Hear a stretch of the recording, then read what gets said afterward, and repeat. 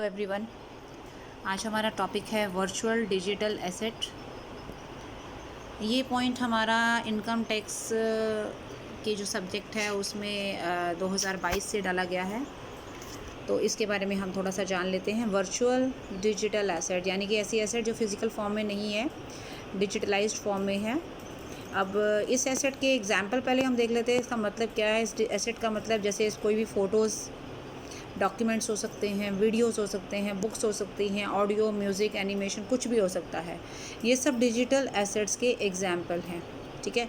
तो ऐसी सारी चीज़ें, चाहे वो इंफॉर्मेशन के तौर पर हैं या कोड है, कोई नंबर है जिसको आपने क्रिप्टोग्राफी के द्वारा जनरेट किया है या उसके अलावा। अब क्रिप्टोग्राफी का मतलब क्या है? क्रिप्टोग्राफी का मतलब है कि जब हम कोई भी इंफॉर्मेशन या कोई भी ऐसा कोई कोड जनरेट करते हैं और बड़ी बड़ी ऑर्गेनाइजेशन है वो अपनी डेटा को, अपनी इंफॉर्मेशन को कॉन्फिडेंशियल बनाए रखने के लिए क्रिप्टोग्राफी का इस्तेमाल करते हैं। एक टेक्निक लगा के चले हम इसको।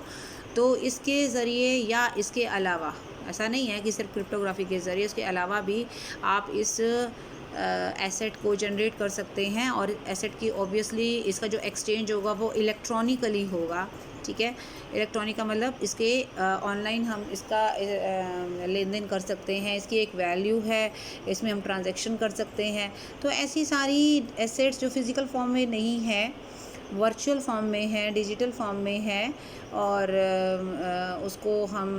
उसको इस बार से यानी कि 2022 से एक तरीके से सरकार ने या इनकम टैक्स डिपार्टमेंट ने अपने एसेट्स के तौर पे डील करने के लिए उसको एक तरह से उसको ऐड किया है। इसके अलावा भी आप देख सकते हो एक नॉन फंजिबल टोकन भी ले सकते हो। नॉन फंजिबल, फंजिबल का मतलब होता है जो कंपैटिबल है या जो रिप्लेसेबल है, जिसके बदले में आप दूसरी सेम चीज़ ले सकते हो, यानी कि जिनमें कोई डिफरेंस नहीं होता कि आप अगर आप एक्सचेंज करते हैं तो एक के बदले में जब दूसरी चीज़ आपके पास आती है तो बिल्कुल सेम होती है, उसे हम फंजिबल कहेंगे। तो नॉन फंजिबल का मतलब जो रिप्लेसेबल नहीं है, राइट। तो ऐसे सारे नॉन फंजिबल टोकन्स या कोई और टोकन जो सिमिलर नेचर के, मतलब फंजिबल भी हो सकते हैं, नॉन फंजिबल भी हो सकते हैं। तो इस तरीके के टोकन को भी हम एसेट की फॉर्म में रखेंगे। और इसके अलावा कोई भी डिजिटल एसेट जिसको सेंट्रल गवर्नमेंट अब स्पेसिफाई करती है इसमें ऐड करने के लिए, वो राजी है, ठीक है।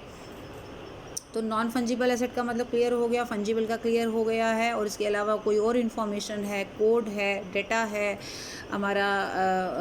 हमारी जो कोई भी इस तरीके की फ़ोटोज़ हैं, वीडियोज़ हैं, एनिमेशन हैं, उन सबको जो वर्चुअल फॉर्म में है उसे हम जो है यहाँ पर ट्रांजैक्शन के तौर पे लिया जा सकता है। और इनके जो ट्रांजैक्शन के ऊपर अगर कोई इस तरीके से इनकम जनरेट होती है तो उसको भी इनकम टैक्स में हम कंसीडर करेंगे। तो इसलिए एक तरीके से ये एक नई चीज़ है जो इस बार शामिल की गई है। याद रखिएगा, वर्चुअल डिजिटल जो एसेट है उसमें हमने इंडियन करेंसी या किसी फॉरेन करेंसी को शामिल नहीं करना है, क्योंकि हम वर्चुअल करेंसी की बात कर रहे हैं। तो या इंडियन करेंसी या कोई भी फॉरेन करेंसी शामिल नहीं होगी। तो ये याद रखिए, जो भी करेंसी वर्ड का मतलब है यहाँ पर वो इंडियन या फॉरेन करेंसी से है, और उसको हम इस तरीके से नहीं लेंगे। और जिनका हम फॉरेन एक्सचेंज मैनेजमेंट एक्ट के अंतर्गत हम उनको डील करते हैं, ठीक है।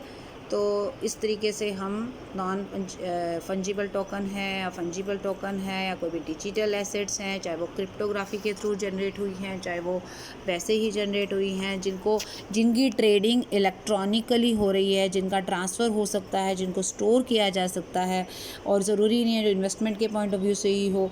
तो इस तरीके की सारी चीज़ें हम वर्चुअल डिजिटल एसेट्स के तौर पर हम डील करेंगे, राइट। तो ये था हमारा आज का टॉपिक।